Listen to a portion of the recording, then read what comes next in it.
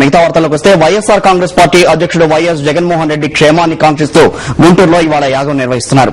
20 మంది వేద పండితులతో చతురావృత గణపతి హోమాన్ని చేపట్టారు. నగర కన్వీనర్ లేళ్ల అపిరెడ్డి ఆధ్వర్యంలో ఈ హోమం జరుగుతోంది. ఈ గణపతి హోమాన్ని దర్శించేందుకు వైఎస్ అభిమానులు, పార్టీ నేతలు, కార్యకర్తలు భారీగా తరలివచ్చారు.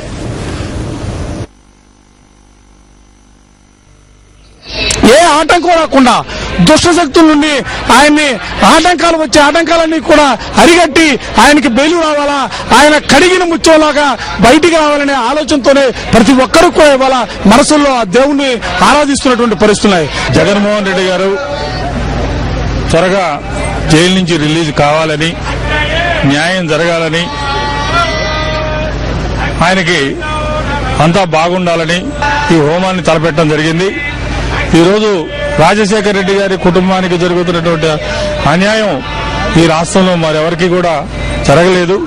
రాజశేఖర రెడ్డి గారు ఈ రాష్ట్రానికి అందించినటువంటి సేవలకి ఈ కాంగ్రెస్ పార్టీని 2 సార్లు అధికారంలో తీసుకొచ్చినందుకు మరి కాంగ్రెస్ వాళ్ళు ఈ రకంగా ఆయన రుణం తీర్చుకోవడం జరుగుతుందని వాళ్ళ కుటుంబాన్ని ఇబ్బందులకు గురిచేసి మరి ఇటువంటి పరిస్థితుల్లో దైవ బలం కావాలి. ముదునోళ్ళు గోత్రోద్భవస్య లేళ్ల